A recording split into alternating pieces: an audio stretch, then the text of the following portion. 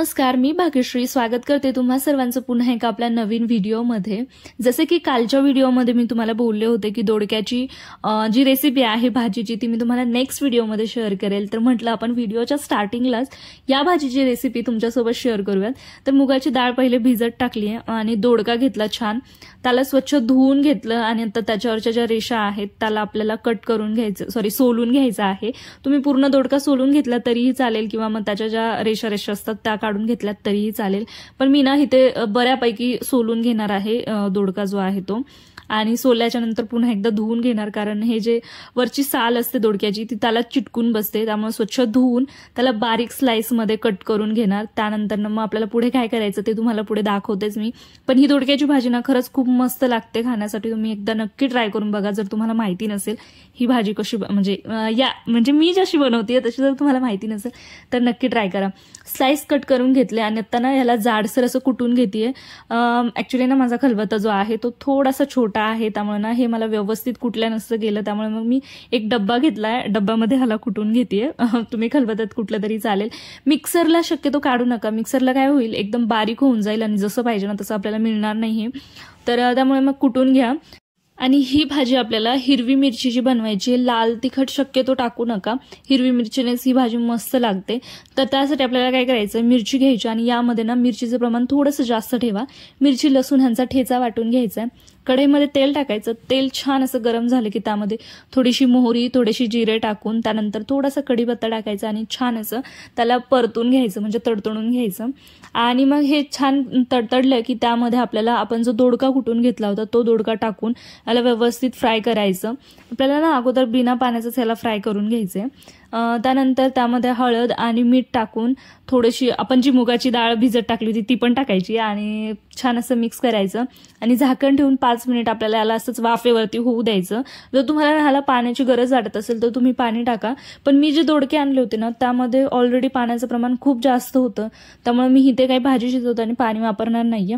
जर तुम्हाला वाटत असेल की दोडक्यांमध्ये जास्त पाणी नाहीये, सुका सुका वाटतं, तर तुम्ही ना थोडंसं पाणी वापरू शकता इथे शिजवण्यासाठी। झाकण ठेवून 5 मिनिटं शिजून झालं की त्यामध्ये आपल्याला मग आपण जो लसूण आणि मिरचीचा ठेचा वाटून घेतला होता तो ठेचा टाकायचा आणि थोडंसं मी जसं बोलले तसं ही भाजी ना एकदम तिखटच छान लागते, खूप अशी फिकी पण छान नाही लागत, त्यामुळे मग तिखट थोडंसं जास्त ठेवा। तिखट टाकलं की पुन्हा 2 ते 3 मिनिट आपल्याला झाकण ठेवून शिजवून घ्यायचं आणि ही भाजी ना खरंच मस्त लागते, तुम्ही नक्की एकदा ट्राय करा। भाजी चपाती बरोबर किंवा भाकरी बरोबर किंवा भाताबरोबर सुद्धा खायला मस्त लागते, मला तर खरंच खूप जास्त आवडते ही भाजी।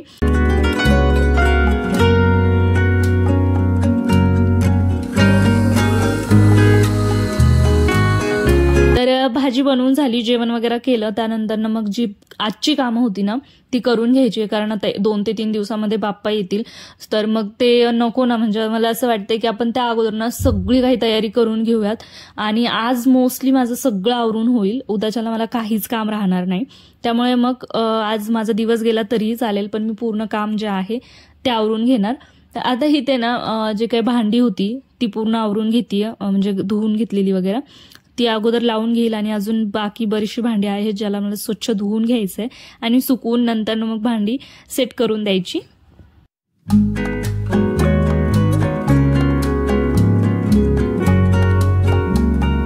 लास्ट टाइम जेव्हा डीमार्टला गेले होते ना तिथनं ना ही स्क्रबरची एक पूर्ण पॅकेटच मी घेऊन आलेले आणि मला असं वाटतं हे पॅकेट जे आहे ना ते परवडतं। आपण जर असं एक वेगळं स्क्रबर म्हणजे जी तारेची घासणी असते ते आपण घ्यायला गेलो ना तर 10 ते 15 रुपयाला एक मिळते आपल्याला आणि त्याची क्वालिटी पण एवढी व्यवस्थित नसती।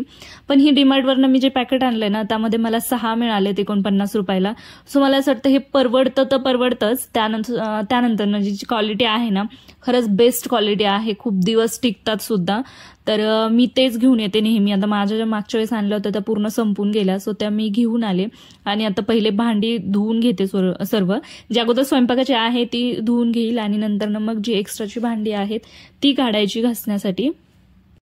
आणि मला असं वाटतंय की माझं ना यावेळी खरंच खूप जास्त काम लांबलंय. म्हणजे शिफ्टिंग करून 2 ते 3 दिवस झालेत आणि असं एवढं काम लांबायला नको होतं, लगेच आवरायला पाहिजे होतं. पण आज माहिती नाहीये, आज असं वाटतंय की खरंच कामाला खूप जास्त लेट झालं आणि काम आपलं खूप लांबलंय. पण आता बाप्पा येतात तर म्हटल्यावर पटपट आवरून घ्यायचं ठरवलंय आणि आज माझं सगळं काही आवरेल. मी असं ठरवलंच आहे की आज कितीही लेट झालं तरी चालेल, पण सगळं काही आवरून घ्यायचं. इकडे एवढा सर्व पसारा पांगलेला आहे. हा पूर्ण जे काही भांडी खाली दिसतात ती भांडी धुवून मग नंतर सगळं सेट करायचं. तर मग जेवढी म्हणजे मी असं करत होते की जेवढे भांडे घासून झालेत ना तेवढेच विजेला देत होते ते सुकवण्यासाठी, म्हणजे असं व्यवस्थित पालते टाकण्यासाठी. तर मी चटई वगैरे अंथरलेली, वरती फॅन पण लावून दिला होता. म्हटलं फॅनने कसं पटकन सुकतील आणि मला लगेच हे जी भांडी आहेत ती ठेवून देता येईल. आणि आज एवढं काम होतं ना, त्यामध्ये मला विजयने बरीचशी हेल्प केली. सो ती हेल्प केल्यामुळे ना मला असं झालं की माझं जरा असं काम हलकं झाल्यासारखं. पण म्हणजे शेवटी आपल्या करण्यामध्ये आणि माणसांच्या करण्यामध्ये फरक असतोच. त्यामुळे मग नंतर ना शेवटी मी पण आली आणि म्हटलं जेवढं पाहिजे ना तेवढी भांडी मला एका साईडला ठेवता येईल, कारण मला भांड्याची जाळी पाहिजे होती. माझ्या अजून बरीचशी भांडी घासायची राहिलेली. त्यामुळे मग मी पटपट असं म्हटलं की दोघांकडनं दोघं पटकन होईल ठेवता आणि भांड्याची जाळी जी आहे ती रिकामी होईल मला बाकी भांडे ठेवण्यासाठी. तर हे असं असतं की घरामध्ये प्रत्येक काम करायचं म्हटलं ना तर एकटीला नाही लवकर लवकर होत किंवा मग एकटीला कंटाळ येतो आणि खूप जास्त थकून गेल्यासारखं होतं. पण कुणाची तरी हेल्प झाली ना मग छान वाटतं. तर असंच आज मला विजयने भरपूर अशी हेल्प केली. फक्त हे भांडेच ठेवले असं नाहीये, बरीचशा कामामध्ये हेल्प केली. ते काय मी तुमच्यासोबत सगळं शेअर नाही केलं, कारण आज जर मी व्हिडिओज बनवत बसले असते ना भरपूर तर मला खरंच खूप लेट झालं असतं कामामध्ये. त्यामुळे मला जितकं होईल तितकं मी घेतलंय आणि तुमच्यासोबत शेअर करतेय. तर चला बघूयात पुढे काय होतंय कसं होतंय. तर आता जस्ट भांडी घासून झाली आहे सगळी आणि थोडीशी बाकी आहे आणि मिक्सरच धुत होती मी, तेवढ्यात ना पाणीच गेलंय आमचं. आता ते पाणी सुरू करायला सांगितलंय, माहिती नाही ते केव्हा येईल. मला अजून आंघोळ करायची आहे, त्यानंतर ना मग गणपती आणायला जायचंय. नंदबाईचा कॉल येऊन गेला, त्यांना म्हटलं थोड्या वेळ थांबा मी काम करतेय, म्हटलं नंतर येऊ.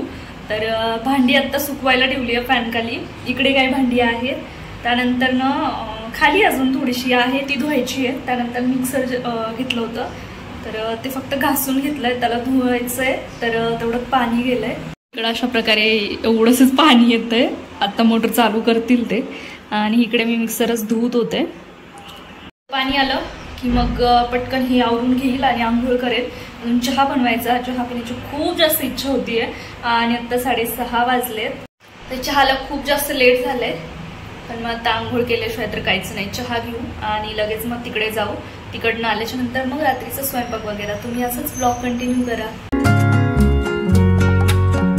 आता आवरून झालंय माझं आणि चहा सुद्धा झालाय आमचा. आता निघतो आणि मग तिथं गेल्याच्या नंतर ना तुम्हाला दाखवते गणपती कुठला घेतोय. तर मग ननंदबाईकडे जाऊन लगेच शॉपमध्ये गेलो. त्यांच्या तिकडचं काही शूट केलं नाही घरामधलं, कारण एवढा वेळ नव्हता. शॉपमध्ये जाऊन डेकोरेशनचं सर्व सामान घेतलं, जास्त काही नाही बट थोडंसं घेतलं आणि खूप जास्त प्राइस होती. म्हणजे एकदम ट्रिपल प्राइस असेल असं वाटतंय मला, एवढी जास्त वाढवलेलं त्यांनी. आणि या वेळेत ना हे लोक असेच फायदा घेतात. गणपती गौऱ्या आल्या की डेकोरेशन्स वगैरे त्यांना खूप महाग करून टाकतात ते. तर ते प्राइस बघूनच मला आश्चर्य वाटत होतं. मग आम्ही डेकोरेशनचं घेता वेळेस ना मला तिथे हे दिसलं महादेवाचं, मला खरंच खूप आवडलं. मला असं वाटत होतं घ्यायला पाहिजे, पण आता मी काही घेतलं नाही, बघू नेक्स्ट टाइम कधीतरी. आणि तिकडनं लगेच गणपती बाप्पा घेण्यासाठी गेलो.